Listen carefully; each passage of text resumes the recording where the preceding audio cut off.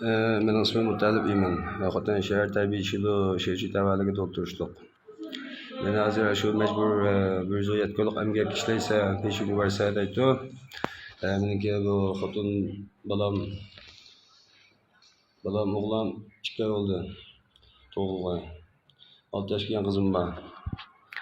Ben bu şu durmuş ömrümde azıcık ilişkilerim vardı. Ağıl bulmagan sebepler arkalık ağıl